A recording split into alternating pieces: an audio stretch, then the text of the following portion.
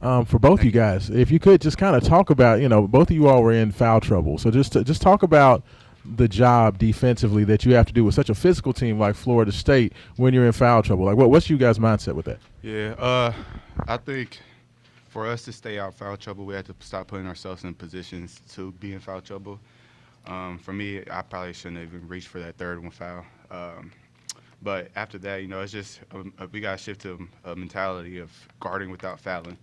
And in the second half, we didn't guard without. Well, we guarded without fouling, but they got too many easy buckets. So we got to figure out how to guard without fouling and without allowing easy buckets.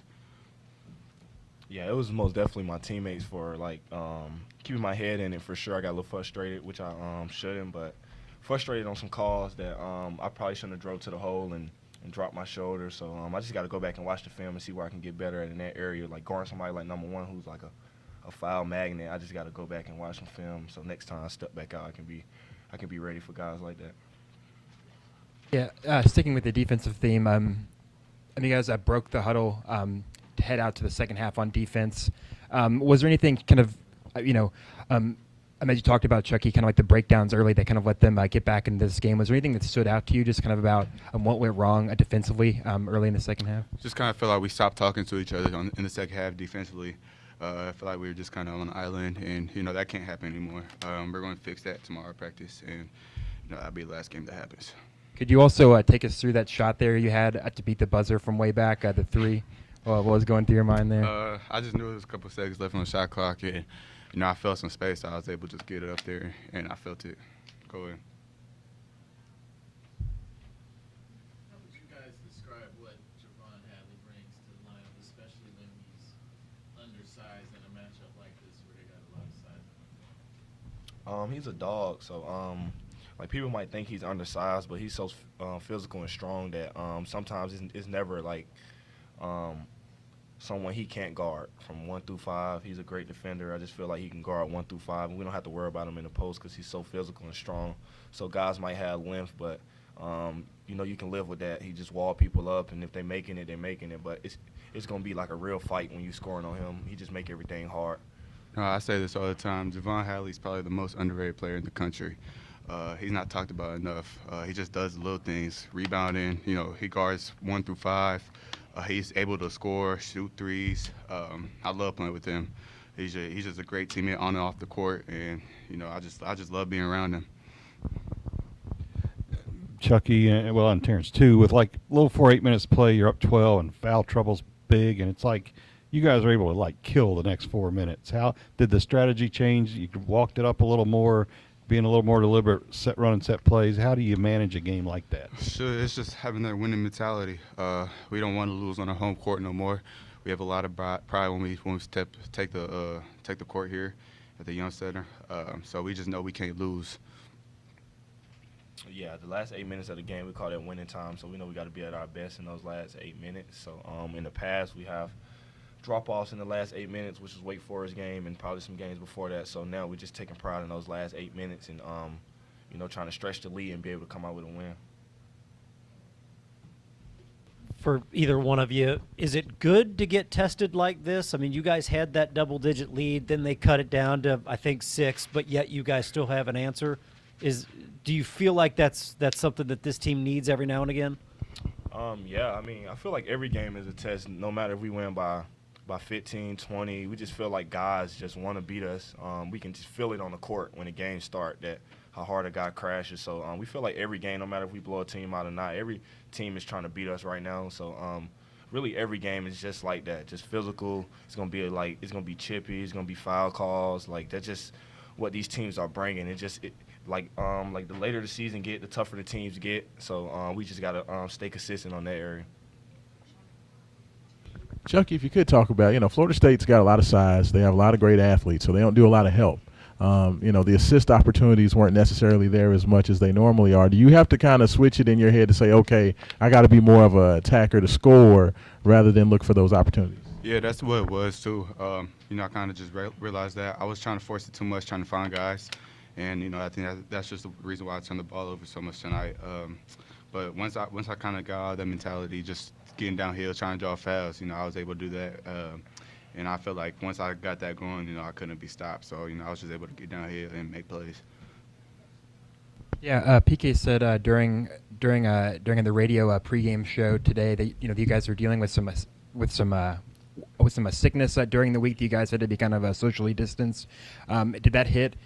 Either of you all? And just how many people were down and out with that during the week? Honestly, I don't even know how many people there were, but nah, me and Fat were cool. Nah. It's a no excuse mentality. Like we knew, like with the sickness and stuff, with Big East, like 2 weeks in a row with me having a son and stuff. So I had to come to the game, not being with the team, and then Rain not really being with the team because he got sick. So it just not having an excuse and try to come out here and get a win. Stuff gonna happen. People gonna get sick, and you just gotta be able to come out here and still do your part and bring what you're gonna bring to the team every night. I was going to ask if you caught up on any sleep yet since you've had the trip. Nah, not really, but it's just a joy, It's the reason I go now. No matter no sleep or not, I know I'll be in practice with a lot of energy just knowing that I'm actually standing up for a reason. Back here in the corner, guys, going off that, what kind of physical challenge was this game for you guys? I mean, 39 total fouls. I think you shot 19 free throws, Chucky. Just what kind of physical challenge was this for you guys? Yeah, obviously it's harder for me because I'm 6'2". Everybody else on the court is 6'8", 6'9". So, just trying to when I get switched on bigger guys in the post, it's just trying to fight quick feet, trying to just blow it up and not let them catch it. And I think I did a pretty good job on that. I did get a call for a couple foul calls, but we can't really think. We gotta be the more physical team every time we come out and play, no matter how big the other team is. Terrence, what is life like right now, balancing everything that you got going on here with this team, and then you got a newborn? It's great. I do what I do with the team. And then after the practice, I just be so happy to get home. It's just fun, just going in there and just seeing them, and it's just something I've never experienced, but I'm getting used to it. And like I said, like my girlfriend, she's great, so she take care of everything when he wakes up in the middle of the night, and she just tell me all I gotta do is sleep, and I just gotta pair it back after the season. So after the season, I'll be the one waking up in the middle of the night. All right, thanks, guys. Thank you, guys.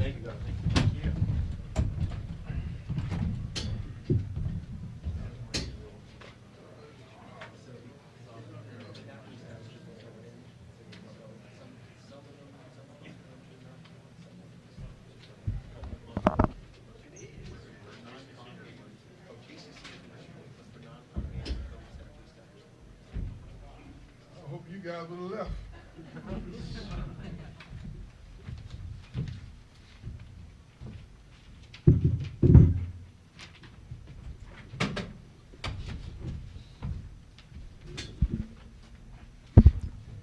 I thought that Louisville showed a lot more maturity the first half than we did. Turned the ball over 12 times, and most of them were unforced. This shows the difference in the maturity of Louisville's team and ours. They've done a great job putting together some matured guys. I got 10 first-year players, 5 of them are freshmen. And their maturity, I thought, really made the difference in the first half. Came back second half and turned the ball over 2 times. But when you dig a hole for yourself against a really good team like Louisville, who's playing connected, playing well together, playing within their skill set, playing for each other and executing the system, it's kind of hard to come back from. We made a couple of runs there, but that's the nature of playing against a team that's really playing well. And the best team, I think, today won. A team that became the closest to being who they are and reaching their potential. I'm hopeful that we can be one of those teams at the end of the year that can find a way to have that end of the season run that captivate the imagination of college basketball. Right now, we've been consistently inconsistent, and that's kind of who we've been. But I'm proud of the fight that our guys had the second half, And I think that if we can continue to keep doing that, we'll win our share of the games toward the end of the season. But Louisville needs to be congratulated for just being connected and playing to their strengths and allowing themselves to execute their game plan consistently through basically the whole game. I think Coach has done a great job, and they ought to be congratulated. We wish them well for the remainder of the season. Any questions? Don't all raise your hands at once. Act like y'all in church. Coach, your team always has a ton of size, great athletes. Louisville was able to win the rebounding battle today. What makes Louisville such a good rebounding team, even though they don't have as much size? I tell you what, Nessa, it's a big difference, and maybe as you guys are media type, it's a big difference when you have maturity and guys who kind of been around a while. They go through the maturation process. And we probably say the same thing to our kids. We probably run the same drill. Their maturity allows them to execute those things a lot better. You know, athletic size and athletic ability is pretty good in track. But in basketball, you know, you have to make so many decisions in 0.5 seconds. And we have not been on point with that the entire year, and I think that's where they are in terms of playing to their strengths and then being consistent with the little things that it takes to win basketball games. We're still developing that. I was screaming and hollering from the beginning of the game. Shot goes up, and I got guys standing on the outside looking, you know. And but I've been accustomed to my juniors and seniors being freshmen and sophomores in our program, you know, and that's not who we are. I got 5 freshmen and 1 junior, so that's kind of who we are. You know, that just shows what I said earlier. Louisville has a good mix. I think they may have 1 freshman on the team, maybe. Okay, and that makes a difference in how consistent you are with executing everything, not only rebound. Leonard, what would you say that Javon Hadley brings to the lineup for them? Because we're talking about, like, he's an undersized power forward, essentially. Not a lot of flash to him, but he gets it done. Well, like I said earlier, sometimes the undersized can be an advantage for you. When your heart, when he's as tough as this youngster is. I think every team tries to have a guy like Hadley on their team, a guy who just is extremely competitive, and his motor's always running. And that's just that it thing that some guys have that regardless of what their size, they just find a way because of they're wired that way. And because we've had our share of those kind of guys.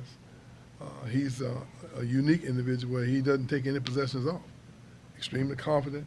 Now he's a senior too, right? 5th year. Yeah, that might have a little something to do with it. You know, but that's what normally happens when you learn, and but that's the new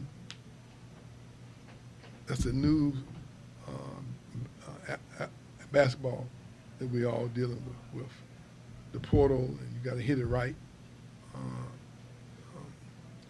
You know, NIL, the portal, all of it kind of works together. I think they have done a tremendous job of picking the right kind of guys that fit the way they want to play, and that's not easy, and that's really masterful. Because sometimes you can recruit kids who are talented, but they don't necessarily fit the way you want to play. Hadley fits, and just about any way he show up, I mean, everybody would love to have him because his motor is over the top. He never stops, and that's what makes him unique and special. More questions for Coach? Yes, sir. Can I make a comment? Coach, I saw you on the way out.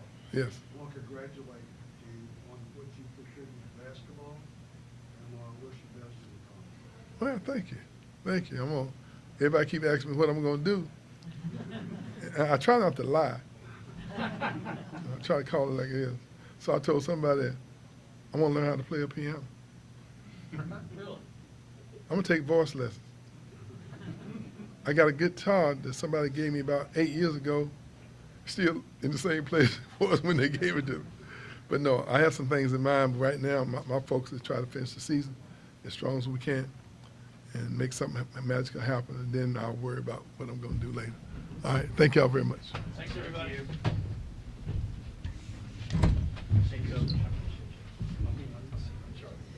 Hey, Coach, did you,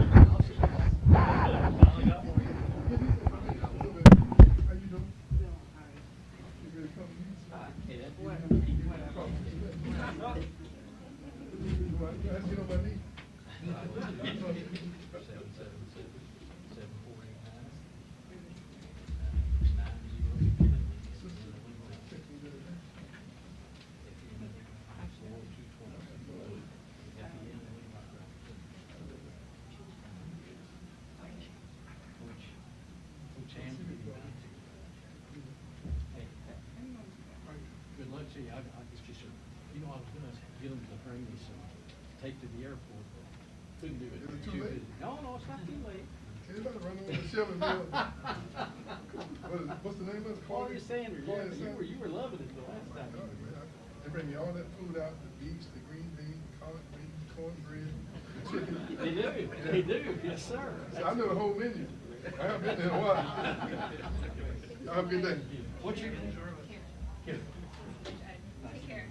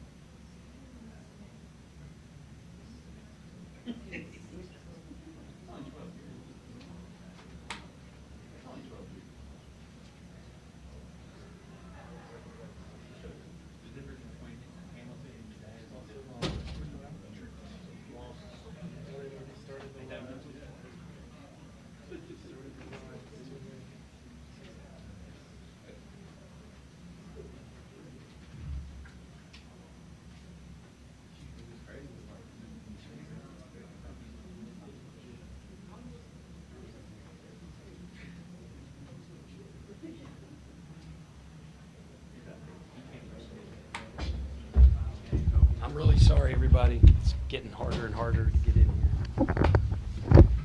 Cincinnati crew. All right, if everybody's ready, we'll have Coach start us off. Yeah, I want to start with a couple things real quick.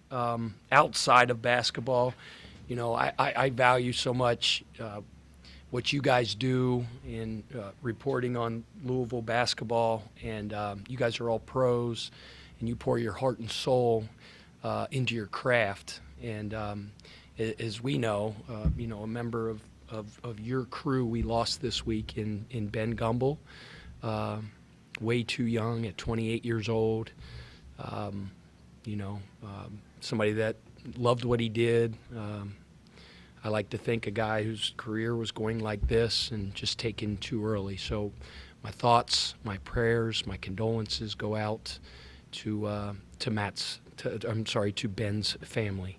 And then the other thing I want to address is obviously the disaster that's happening, right now in the state of Kentucky with all of the floods. Again, my prayers, my heartfelt prayers and condolences go out to the families of the victims of the 14 people that lost their lives in the horrible flooding. It's just talking to our team and just a reminder of just how precious life is. And in this state, although you have Kentucky fans and you have Louisville fans, there is such pride in the state of Kentucky and in being a Kentuckian. And we all mourn the loss of those people. I believe Dana provided a link that people can donate to, help the cause of the floods and things like that.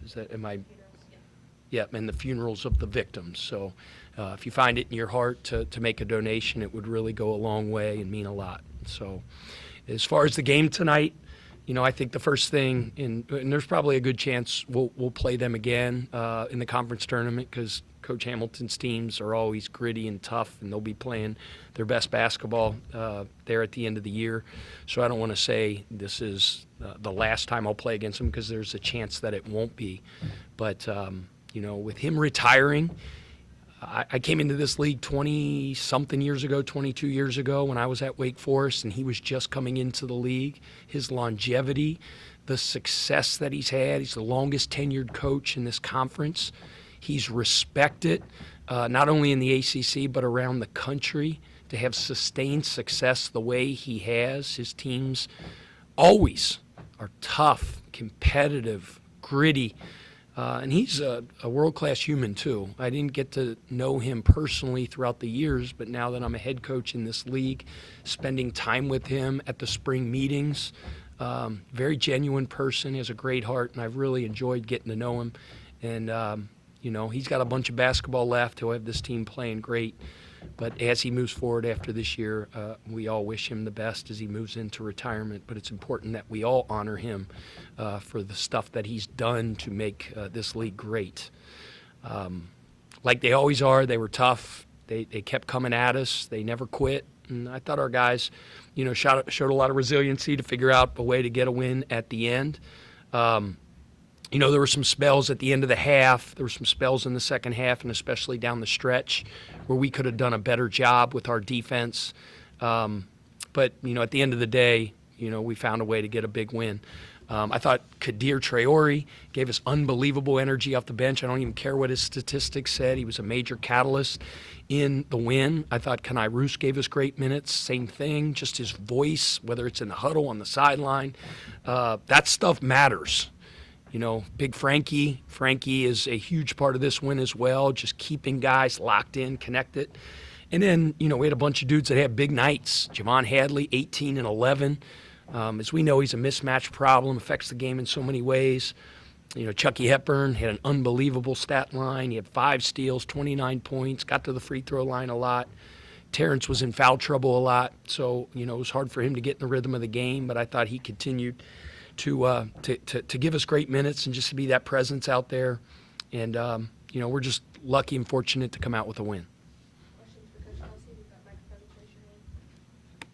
Rashawn, go ahead. Coach, Florida State's big, physical. They throw a lot of bodies at you. Just talk about, Javon Hadley plays 38 minutes tonight, and he's battling down there against just the numbers and the hordes of just different big guys. Just talk about his work and just that be able to do that. Only picked up 1 foul the whole game. Just kind of talk about his work down there. Yeah.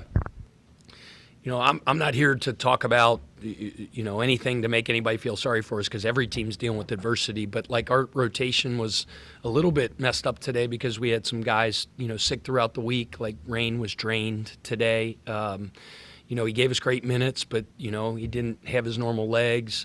Noah, same thing. So those guys both were ready to play and gave it everything they got. But we had to get them in and out of the game just because of fatigue and things like that. So other guys really had to step up and play more minutes, more responsibility than ever. And then, we're dealing with some foul trouble. Chucky was in foul trouble. Fat was in foul trouble. And that's why it's so important to get contributions from other guys like Kadir, who was huge tonight. So, but yeah. I forget the question you asked. I started talking. What did you say again? Just Javon. Yeah, Javon. And that was my point, right? So he played 38 minutes. He had to do so many things. Like he had to guard that big dude inside number 12, who's a phenomenal post player, as good of a post scorer, feet, hands, IQ as we have in this league. He's really, really good. I think he was the junior college player of the year last year. And you're right. We asked Javon to do a lot. We asked him to guard the best perimeter player at times. We asked him to guard the best post player at times. Not always, but he just does it with a smile on his face. He's a lunch pail as lunch pail gets, blue collar, and has just had a phenomenal year for us. Sorry. Pat, you guys, large part of the first half, double-digit lead at the half, but then all of a sudden they start kind of cutting into that thing. What did you see from your team to respond from that? Just what they normally do. We focus so much and talk about that word. Response is always really big. The circumstances, the stuff that happens to you, you can't do anything about. Whether throughout the year, you lose a game, guys get hurt, guys get sick, you get a tough call against you, you miss some shots. It's all about your response. And they did. They continued to battle. They went on runs when we had leads, and our guys continued to meet the challenge. I feel like, and I'm going to watch the tape, but like during those stretches, and you always give your opponent credit. They attacked us. They were making tough shots. Coach Hamilton's a great coach. You're putting us in tough actions, but our defense has to be better and more consistent. And it has been for the better part of 2 months. And I thought we guarded it really well for the majority of the game, but we had too many spells where it was too easy for us to get scored on. So, but yeah, the response to our guys. We have closers on our team. Obviously Chucky's a guy you can put the ball in his hands. Fat's a guy you can put the ball in his hands. Javon's a guy you can put the ball in his hands. And those guys can go make a play late in the game when you need them to.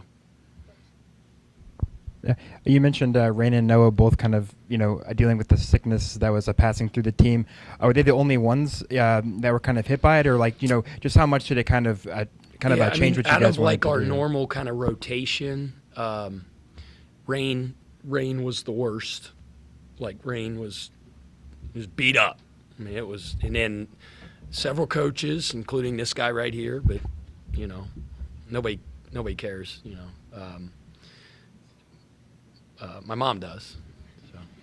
And then a bunch of other coaches and some of our managers, GAs, stuff like that. There was a bunch of people. We were very fortunate that it really didn't get into our lineup. So not, a rotation. So knock on wood, it doesn't happen because it was a brutal 36 hours.